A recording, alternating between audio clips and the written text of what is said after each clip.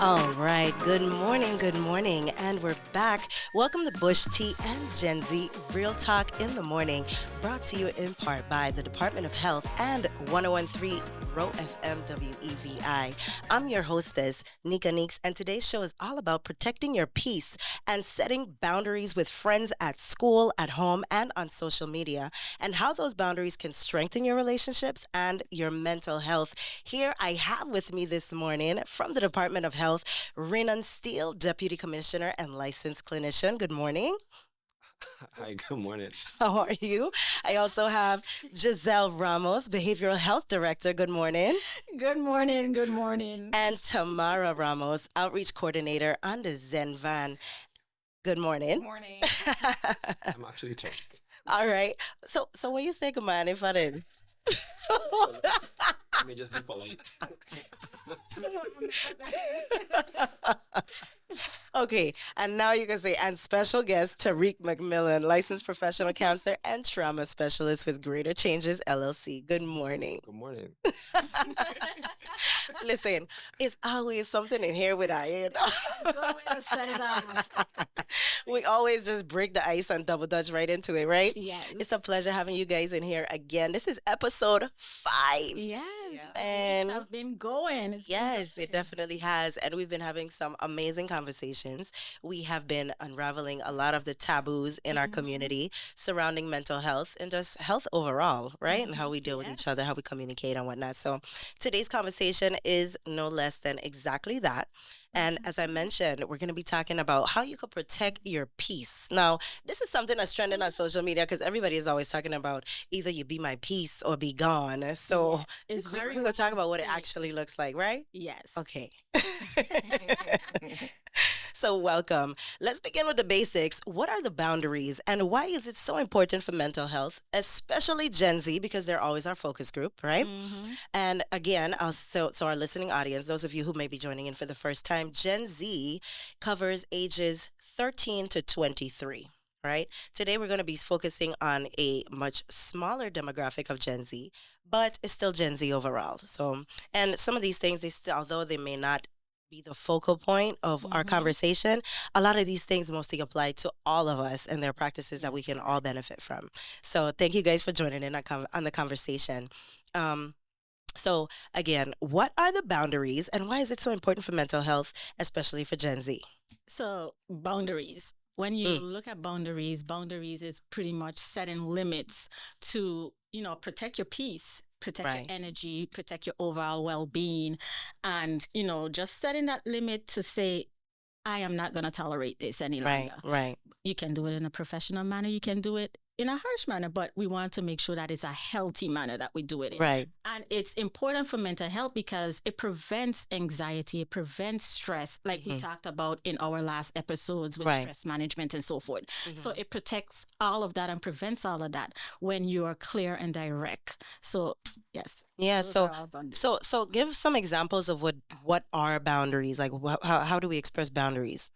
So how we express boundaries, like for the Gen Z population, if your friend constantly, wanting you to go out every weekend or whatever, but you have an important assignment that you need to complete, you set that boundary and be like, hey, if your homework is important, Correct. which you should. Right, You right, set that boundary and be like, hey, this weekend I can't go out, with you. right. However, next weekend I can go out with you because I have X, Y, and Z. You're clear to the point where, you're not going to go out. So therefore, don't pressure me into Right. going out or ask me again. So you need to be clear as to what What it it is is. that you are, you're saying to that individual when you're setting your boundaries. So another word would be like limitations, right? Yes, Okay. limitations. So let me hear from you, Mr. I'm lying. McMillan, Tariq McMillan. That's right. I got it. I think the boundaries conversation has a lot of nuance. Yes. In the conversation more recently, there's this tendency to be more like black and white. Like this is what a boundary is, and it's you are going to respect this time or I'm going to do X, Y, and Z, or I'm not going to do X, Y, and Z. Right. And I don't think that's what a healthy boundary is. Right? Mhm. I think healthy boundaries are for yourself. Healthy Right. boundaries Mm-hmm. are, I don't sit in spaces where I feel attacked. So I will leave the space until that stops. Like Right. if you find yourself setting a boundary that is a rule for someone else and Yes. your intent is to limit their behavior, like that's not how boundaries work. Boundaries are for you. Right. Okay. But when you also set the boundaries and you limit that individual from accessing your space, it is for you as well. When you put that portion that you just said that that's not what it is, it is that as well, because you're letting them know that you're not going to come into my space, which is for me, which is what you just said. So it goes both ways. It's the same thing in a sense. You're limiting them from actually accessing you, and you're actually protecting your space. I think we may have a slight disagreement on boundaries, just a little bit. Okay. Well, let's get into it. Let's go. Let's get into it. I'm not, I don't think that we are like on completely different ends of the spectrum when we talk about Yes. definitions. I just think that there's a little more nuance than limiting the access. I think we are in a space, and we're in a space where we entered, us as this generation, I think we entered the boundary conversation after not knowing what boundaries are for a really long time, growing up in environments where boundaries aren't respected. So that's our like baseline of what a boundary is. So Okay, well, when we go to therapy, for those that do or those that did the work to figure out what boundaries look like, I think we get to the place where we're saying, I won't give you any access to me at all. If you're not, I think you said, if you're not my piece, you're yeah, Right. If be my piece or be gone. what's That's trending right. That's what's trending. Right. there's nuance in it, right? Right. Because if we set that boundary Correct. that you don't bring me peace, so Mhm. I'm gonna cut you off of my life. We Right. don't give ourselves the time to like reflect on what is my role in the unhealthy part of this relationship. Correct. Oh, I love that you said that. Hmm. Because we've come to a space where we just everybody walking around with scissors. Yeah. Everything is a reason to cut off, and it does not give us the practice in working through our issues. So we just automatically, it's like we don't see eye to eye. It's that cut off nature. Well, what if you give them that, that opportunity to continuously keep fixing? At what point are you going to cut off? Oh no, not I know, not. I was talking Oh, about see. Because I think that kind of play into what I said too. Like, we don't. I'm not saying, because I'm not advocating.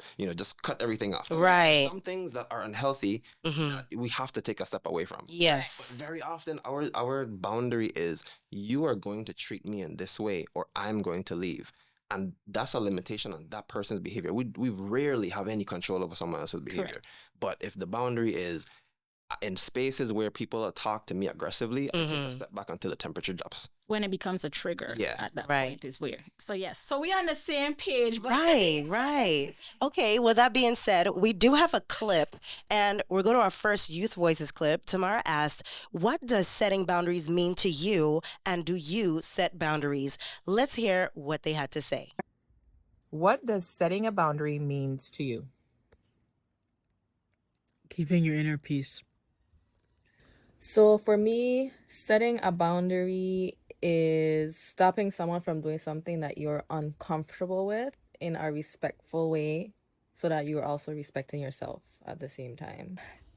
Boundaries are non-negotiable. So setting a boundary to me is you figuring out what your non-negotiables are and putting things into place so that the people in your life know what they are, and that way the boundary is set. Setting a boundary means to me like a limit that you allow someone to push. Have you ever had to set a boundary with a friend or parent, and what was it? I feel like in my dynamic, we have a lot of unspoken boundaries. I think as I grew older, I had to set more boundaries with my parents, but it wasn't like anything really big. Knocking before they enter the room and probably not asking me too much questions about what I'm doing or where I'm going, but it was pretty simple for me. It was just like, can you please not do that, or please don't do that? And it didn't go too bad, I don't recall any. Maybe don't give as much to yourself if they don't give that to you back. All right. So we just heard that clip. Any feedback on what they had to say? It's basically like what we were just saying, especially the first one. Right. It was very clear to the point where she is not negotiating. And I love that because sometimes we tend to want to negotiate with individuals, when we're in our friendship or Right. close relationships Right. and so forth. And sometimes it's not healthy for us to do Right. so. You know? Some people call it so what they tend to call that is compromising your Yes, boundaries, right? compromising So boundaries. instead of being firm on it, you kind of make space for people and you give yourself all the reasons why. But do you feel like that's necessary in some situations, or do you feel like you should just always stand firm on it, but no is no and yes is yes? In some situations you can compromise, and in some that you can't. As long as it's in a healthy way, In a right? healthy way, yes. And I'm pretty sure Tariq is gonna, disagree. But hey, I'm waiting because he watching you, he got you. He got give you. me the eye. So Tariq, what do you think on that? No, I the part that stood out most to me was I'm trying to think about what that age was 13 to 16. So it was 13 to basically 17. 13 to like 18. Mhm. I don't even think I had a concept, a framework of what a boundary was at that age. Right. So I think Yeah. so that's what stands out to me most. Like it's amazing that these young people have this clarity on what and even if like some of it is distorted, because I think some of it is like part of toxic boundary culture. Right. Right. But the idea that that you could even set a boundary with a parent, like in Caribbean culture, that's not what you do. Well, Like, Listen, you just listen. did everybody else kind of get a little nervous when you heard that? I was like, whew. With my mom. My teeth would have been. Man. So going back to what I was saying earlier, Right. our introduction to boundaries are we can't set boundaries if we can't even set them at home. Because Right. we might meet violence. That's why in adulthood it was foreign for us because what are you talking about boundaries? We were taught to respect boundaries, not Exactly. create them. Exactly. But in today's generation now, it's like children raising children. Mm. So it's like, I could talk to my mother like that. Oh. Because my mother is like my friend. Parents want to be But friends. parents as well need to set that boundary too. Right. Not only for the Gen Z population, Right. for parents as well to Right. let them know, like, hey, I'm not your friend at the end of the day. I'm your parent. I'm your parent first. We can be friends when when you meet me eye to eye. I can't even say that because these kids are getting taller and taller. So don't mind the height thing, please. I have an 11-year-old about to be looking down on me. I don't know how to feel. So the eye level thing ain't gonna work. They're building them different these days. But yes, talk to me. How do you feel? So like for me, like when I was interviewing them, it was really interesting because all of them had like different perspectives of it. Yes. And then the one that did speak on like closing the door, knocking the door, I was like, oh girl, Mhm. that was my mother. Woo. Mm. But Go a little closer to the mic, just a little bit. yeah. Mhm. So I just feel that, in a lot of situations, when I do the outreach within the schools, Right. a lot of the kids don't have that relationship with their parents to be able to actually set those boundaries with their parents because Correct. a lot of the parents are either working 3 or 4 jobs, or they're not able to actually have those open conversations that our generation was able Right. to have, like sitting at dinner and like, setting those tones for those kids. Correct. So I feel like that's where it's kind of lacking for in that generation. It's true what you're saying because there's a saying that you don't typically get to parent until you're a grandparent. Correct. Because survival strips you of that connection sometimes and you see the strain in the relationships between parents and children because especially in how we run in society today, everybody moving in isolation. We're all individuals instead of actual communal communities. So now you're seeing a lot of that, whereas grandparents taking care of the kids and the kids have more of a closer knit relationship with them and that's who they can talk to. But in situations where they don't have grandparents, maybe they passed before they got to that age where they can express themselves or they lived long distance, then who do those children usually have? And you're seeing a lot more. I saw a study that was put out that children don't really have anybody to talk to when they're at home, so they do all the talking at school. And the teachers are losing their minds. But they're communal species. They need to express themselves. And that's why we're in a school setting because Yes. we realize that the guidance is needed. They're asking a lot of questions surrounding mental health, surrounding about, the overall well-being and Right. who they are, their identity and so forth. So that's why we're in the schools a lot more often now. Right. And I love that. So Gen Z often feels guilty about setting these boundaries. Why would Gen Z struggle to set limits? Well, some Gen Zs struggle to set limits because of the approach. Pressures. Sometimes they feel guilty, like you said, in reference to how they set boundaries. They feel like they're gonna be hurting someone, or they feel like they're gonna lose someone when they set Right. that boundary. So it's like Or they may not be popular or liked. they're not Right. gonna be in the in In crowd. clique type of thing.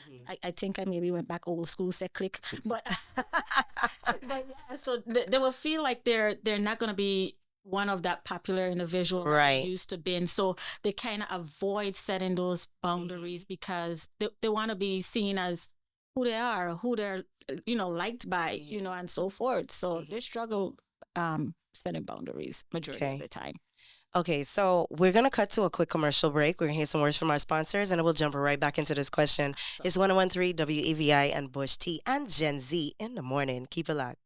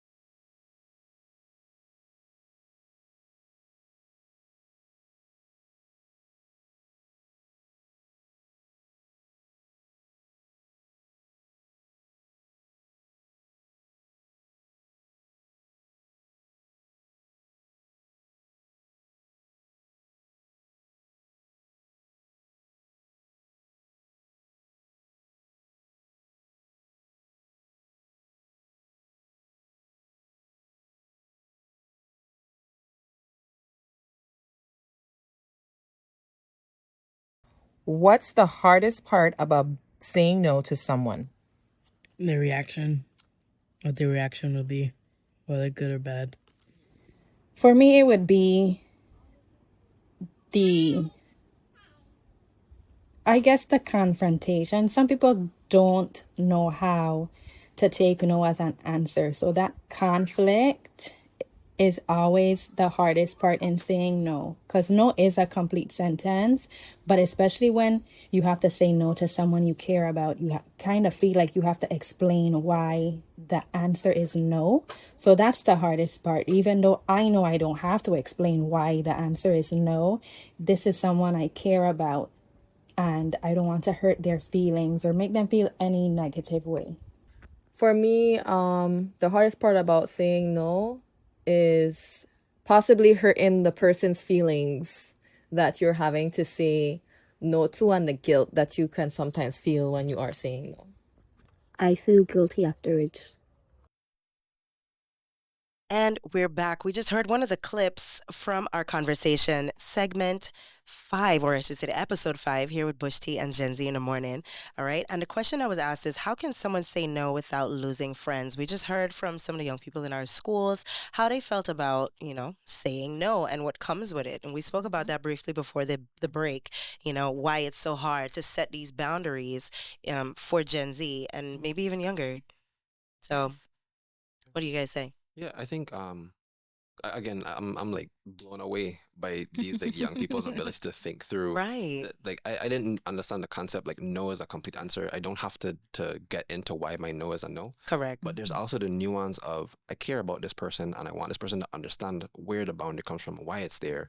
So I will explain this, and I think that's a boundary in itself. Like Yes. I choose who I explain my boundaries to. Mhm. Like I thought that was amazing. It is, and to see that they having it from so young, that breaks so many generational walls just by itself, because you have to be a certain level of self-aware to even know, hey, I'm not okay with that, and stand on it no matter what other people present themselves as, right? Yeah, and in a way that like we just like you said off camera, like we didn't get that experience At all. Like there's so many people. Even you think about the experience of somebody saying, "This is your cousin. They hold you when you was a baby." Right, Yeah. right. Yeah, You need to respect Yes. Like what? You know, That was come so- say hi to uncle. Come give uncle a hug, and it put us in danger in a lot more times than we even care to admit. A lot of those stories are coming out now, and it also proves why so many of us cleaved to having these open relationships with our children, because we realize in the dark is where a lot of the worst things took place. Correct. You know, and they were supposed to be safe environments. So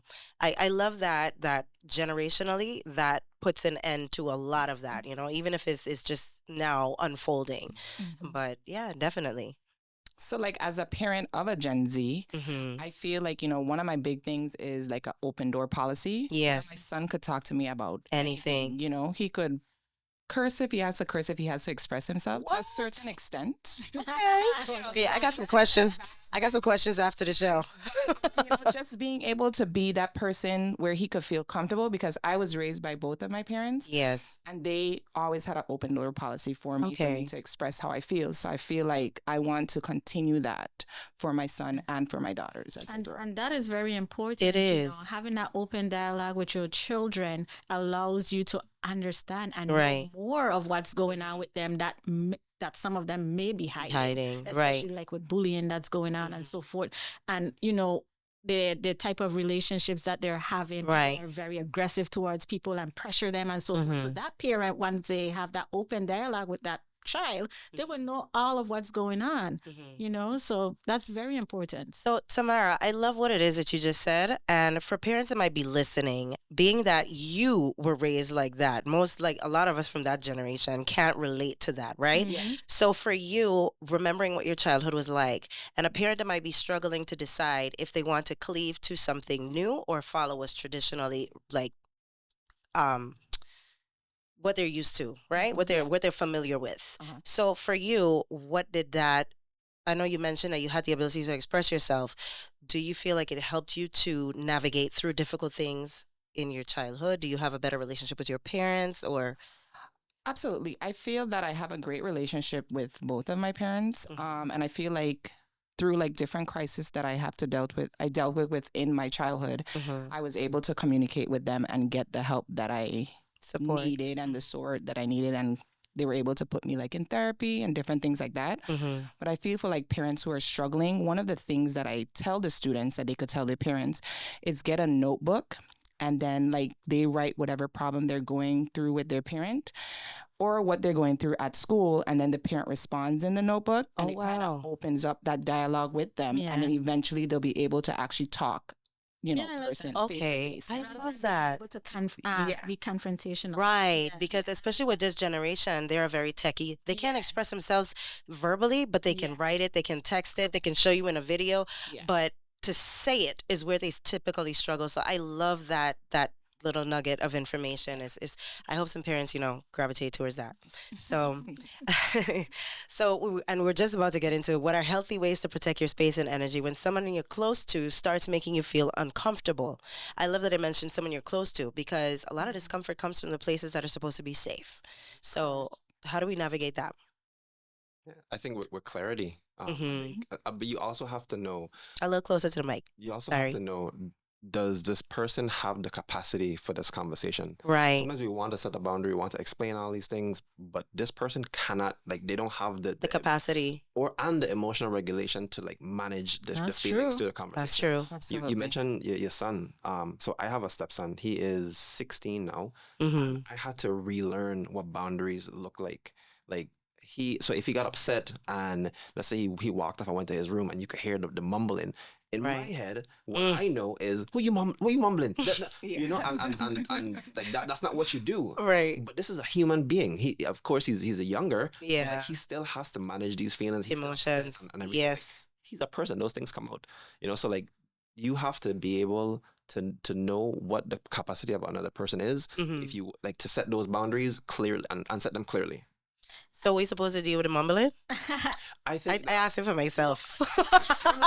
I think that one of the biggest things is identifying what is developmentally appropriate for this age. Right. And having an attitude as a teenager, that's almost like it goes hand in hand. Right. You know? So being able to say like, oh well, I guess that's now you do have a conversation of like, now this is a line. Like, you're upset, you can't be slamming the doors and throwing stuff, stamping, but not just because that's rude, but because outside in the world, that's not a healthy way to deal with things. You're right. So I about to ask a question. So Mhm. how do you allow him to express himself? Right. Yeah, so a lot of it begins with me being able to regulate myself. So Yeah, because that air gonna build up in your chest yeah, like that. yeah, because and there's also like the masculinity part about it, like Right. how You're challenging you me. challenge me. Right. Is a man. Ego, yes. So there's so much that goes into it, but it does begin with emotional regulation. Okay. And now that he's older, the kind of conversations that we could have, because when he was younger, I didn't explode and I didn't respond Ah, aggressively to okay. it. Like we have great conversations now. Awesome. Like it's amazing. Okay. Okay. Goes right back to that open dialogue. I like Right, that. right back into it. Nice. Okay, so what are some red flags in close relationships, like a friendship or someone you talk to often that might signal control, jealousy, or manipulation? Listen. Giselle face. She's like, Some of the red flags are when your close friends or your friend, whatever, yes. is pressuring you to do something that you clearly seeing that you don't want to do, and they consistently keep pressuring you. Those are some red flags, especially with jealousy, like you said, Right. and consistent how insecurities, their insecurities on you and so forth, like that. So those are some of the red flags that you want to be able to look for in a, like you said, not toxic, but in a close relationship and so forth. It's supposed to be a safe space. Safe space, Mhm. exactly. You're supposed to feel okay, talking to this person, or okay being around this person, rather than feeling all tense and so forth. 'Cause you don't Or know what pressured. pressure you Right. into doing, and you don't want to do it. So Mhm. those are some red flags when you're feeling that anxiety of being Right. around that person, or when you're avoiding that person all the time. So yes, those are some red flags, and I'm pretty sure you guys have more red flags. I mean, if this, for me, it's people that show up differently in the dark. So it's like when nobody is looking, you become this, or you become, a different energy or whatever. Those things signal huge red flags to me because it shows, underlying thought process, right? It shows ill intent.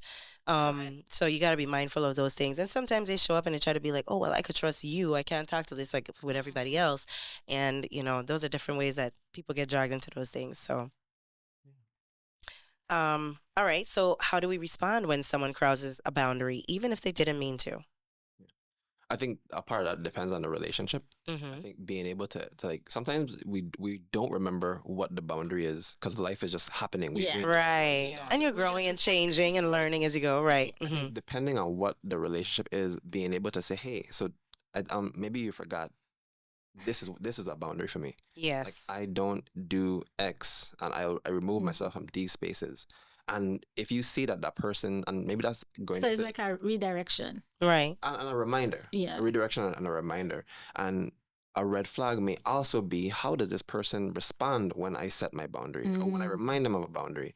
How does that make me feel internally? And if I can't justify like this feeling, I can't justify like why this person would respond in this way, or maybe they're having a bad day, maybe Yeah. whatever, but it's just continuously, then you need to maybe reevaluate what that friendship is or what that relationship is. Correct. Now, Yeah. what if it's a relationship you can't necessarily reevaluate? Because a lot of our first relationships we inherit mother, father, auntie, uncle, cousins, grandma, and so forth, right? Those are relationships you were given. So when you're navigating those relationships, the titles don't change, but how you show up in those relationships, which probably change. Yeah, and I think so.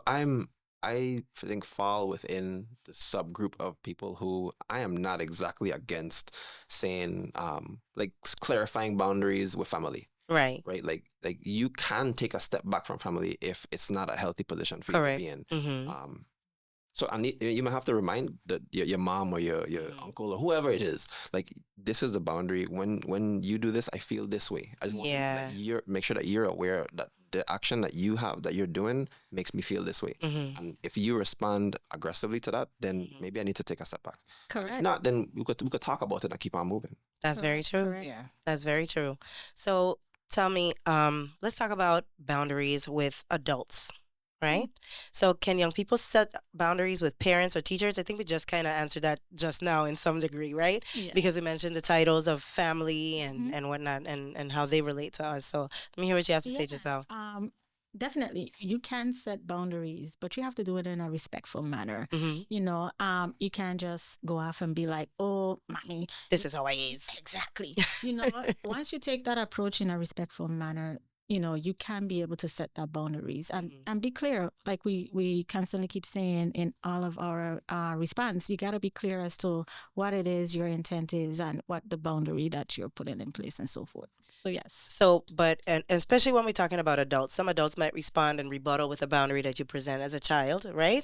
And say, well, that's disloyal to family. We have a duty to family, and how we show up in our family is like this, and you're not comfortable with whatever that may be, right? Mhm. So, how do you navigate something like that? That's a rebuttal. Then now you've set your boundary, and they're telling you, well, they're questioning who you are as or your character because of the boundaries you're setting, which is a very real situation, and especially in traditional communities. Certainly keep seeing that. here and Yes, there. yes. They want it their way and rather than your way. Mhm. We're all human beings.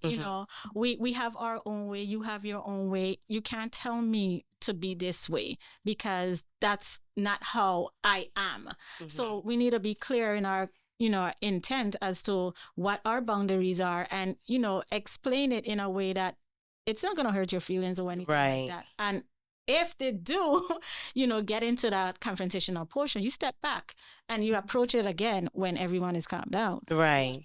You're not going to tell me I need to act this way Right. because you've been acting that way and that's how the way you know to be. Mm-hmm. So yeah. Okay. So, and I'm going to take it to the left a little bit. So we talked about, with parents, family, and everything. Let's talk a little bit about relationships, right? So now, if you as a parent know that your child is in a relationship, right, and you have a concern about the relationship that they're in, how can I as a parent speak to my teen without shaming them? And maybe not even just for relationships, just overall difficult conversations where that's concerned, How can I do that without stepping over boundaries and making them feel, inadequate? Before we answer that question, we put in this disclaimer out there that, we Department of Health, Uh-huh. Division of Behavioral Health. Uh-huh. is not Close. saying Say it's it into the okay mic. to have a relationship because we know that your education comes first. But That's right. however, we're not oblivious to To the fact that it happens in our community and others, right? So Mhm. that's that disclaimer. So Tariq, you go ahead. Yeah, I think having those conversations begin with like groundwork. Right. Like we can't wait until 13, 14 when relationships happen and all these Right. complicated things may come up to then say, hey, let's talk about how you're managing yourself in this relationship. Is it healthy? If you don't have that rapport with your child to have that Already. conversation, that's a much more difficult conversation to have. So it starts there.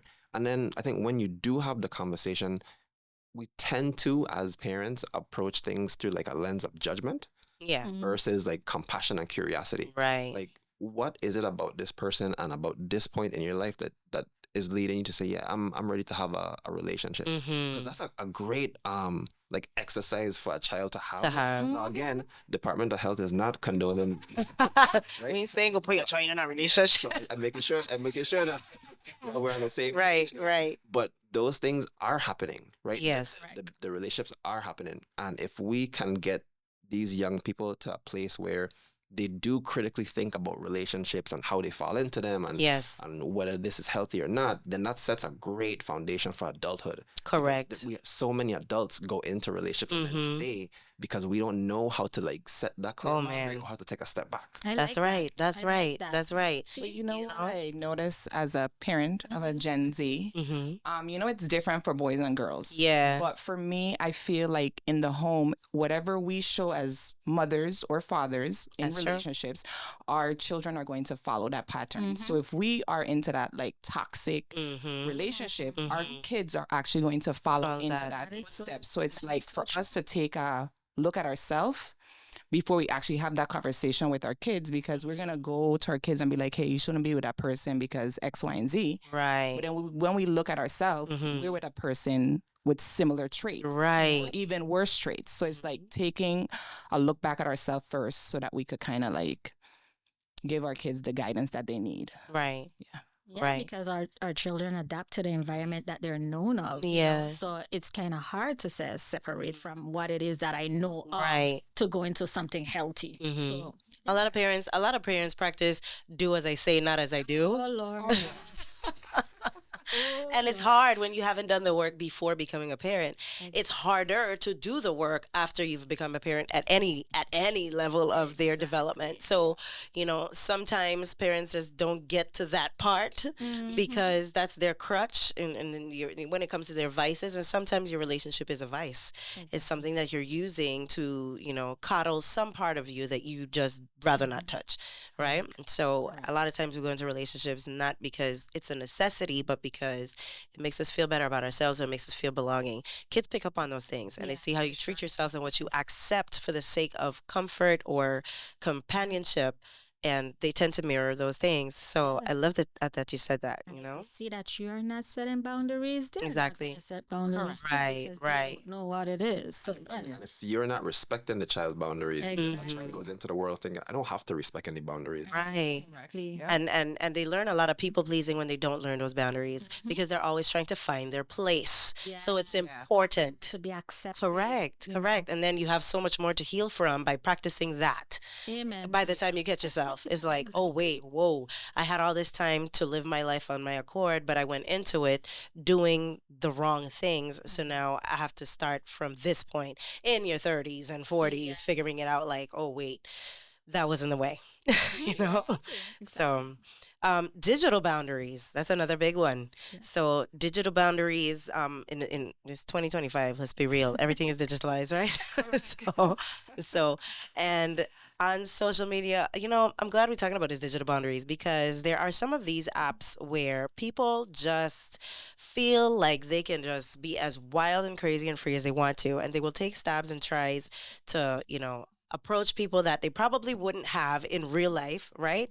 And saying sometimes some out of the way stuff. I had a message sent to me yesterday that made me like, wait, what? So digital boundaries, how do you set those boundaries and maintain them?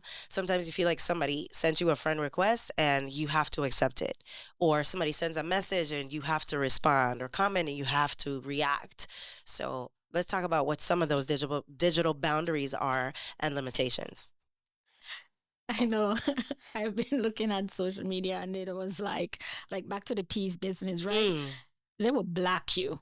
Okay. Right. Those are some of their limitations right there. Boundaries. Like if they feel like they're just, too much for them, they will just block you. Yep. And it's just There's those scissors again. exactly. They go straight to blocking. They go straight to, putting on do not disturb. And Some of them report your page. For harassment. Who you think you're talking to? Report. It's like, what? boundaries based on, just that click, Right. and that separation of, Right. And blocking you and different stuff like that and all of that. But yeah, so that's some of the digital boundaries that they do put in place. Correct. So those boundaries, they help us to protect your peace online.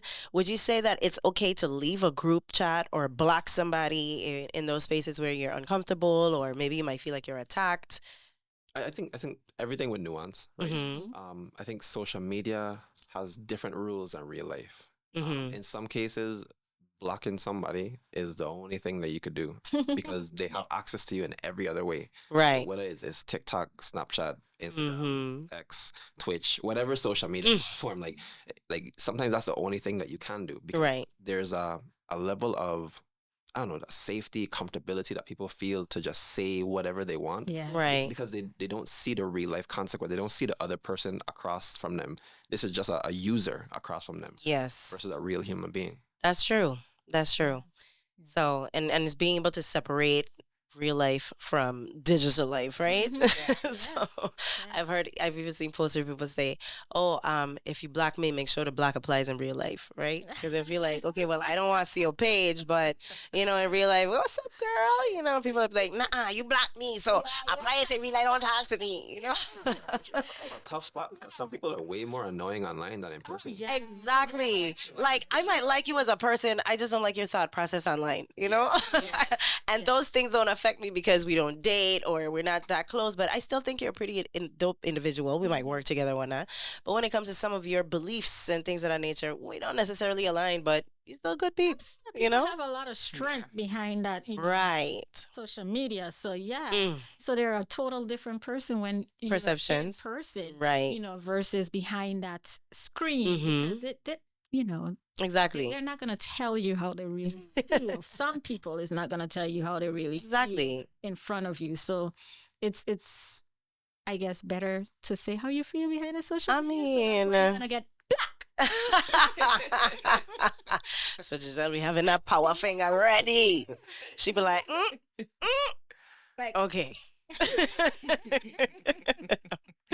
All right. So let's go into our weekly challenge. Tariq, you want to take over? Yes.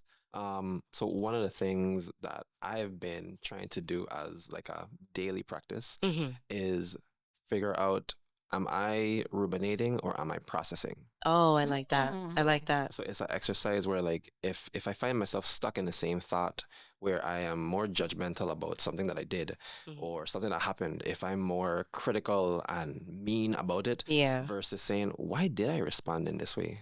I typically don't. What would be the actual reasons? Right. I think when we move from ruminating to processing, that's where healing is. So I Mhm. think the challenge is in your daily thought, examine and ask yourself the question, am I ruminating or am I processing? Because Right. processing leads to healing and ruminating keeps you right there. Right. Mm. It's true. That's very true. Nice. Okay. That. All right. So that's the weekly challenge for this week. And that concludes our show for today. It's a huge thank you to you, our guests, Renan Steele and Giselle Ramos from the Department of Health's Behavioral Health Division, and to our special guest, Tariq McMillan from Greater Changes. Thank you. As well as Tamara Ramos. You guys are always amazing when you come in here. I love it. I love it. We always get into the nitty gritty of it, right? It's the energy in the room. Yes. So these conversations are important. We're looking forward to next week's episode as well as we continue going into mental health and Gen Z in our community. It's been a pleasure having all of you guys on the show, and I just want to give you some takeaways for the show. You don't have to always say yes to everything. It's okay to take a break from people, even close friends if you're feeling drained. You deserve relationships that feel safe, supportive, and real. And if it doesn't feel right, you're allowed to set that boundary. Good friendships respect your limits, and a true friend won't guilt you for needing space. You're not alone. If you or someone you know needs support, please be sure to call or text 988 at any time, or contact the VI Department of Health Behavioral Health Division at 340-774-7700 on St. Thomas, 340-712-0096 on St. Croix, or 340-776-6400 on St. John. Join us next Thursday at 9 a.m. for our next episode of Bush Tea and Gen Z, Real Talk in the Morning, where we'll talk about tips for parents raising Gen Zers. So, hey, Tamara, you're about to be hitting it next week again, huh? I'm telling you, I'm ready for it. So, but until then, take a break, take care of yourselves, and remember, it's okay to talk about it.